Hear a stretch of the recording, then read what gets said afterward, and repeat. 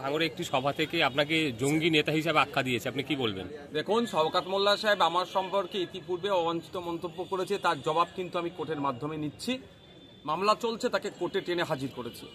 আবারও যদি এই ধরনের কোনো মন্তব্য করে থাকি, আমি ভিডিও আমার কাছে এসে পৌঁছায়নি, আমি দেখব, তাকে আবারও কোর্টে টেনে নিয়ে যাব। ওর অবাঞ্ছিত মন্তব্যের জবাব আমি অবাঞ্ছিত মন্তব্য করে দেব না, আমি আইনের মাধ্যমে এর জবাব দিয়ে চাইবো। এবং যে কথা বলেছে আইনের মাধ্যমে তাকে প্রমাণ করতে হবে, নাহলে তার বিরুদ্ধে মানহানি মামলা আমি করব, এটা বলে রাখছি। এটাকে ছাড়বো না।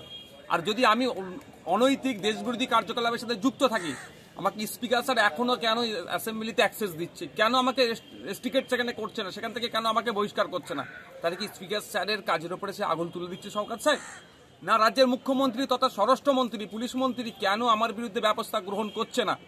তা আমি শুনেছিলাম শওকত সাহেবের সাথে তিনি অভিষেক ব্যানার্জির লবি। তাহলে এই যে মমতা ব্যানার্জি অভিষেক ব্যানার্জি একটা লবি চলছে শুনছি যেটা, তাহলে কি শওকত সাহেব এটা বকলমে প্রমাণ করাতে চাইছেন বা বলতে চাইছেন মুখ্যমন্ত্রী অপদার্থ, অপারক, তিনি দায়িত্বহীন তিনি, যে নওশাদ সিদ্দিকী অবৈধ কাজের সাথে যুক্ত থাকার পরে তাকে কেন অ্যারেস্ট করছে না? এটা কি শওকত সাহেব বলতে চাইছেন? মাননীয়াও এটা দেখুক, আর আমি আমার মতো আইনি লড়াই করব, শওকত সাহেবকে আইনের মাধ্যমে বুঝে নেব।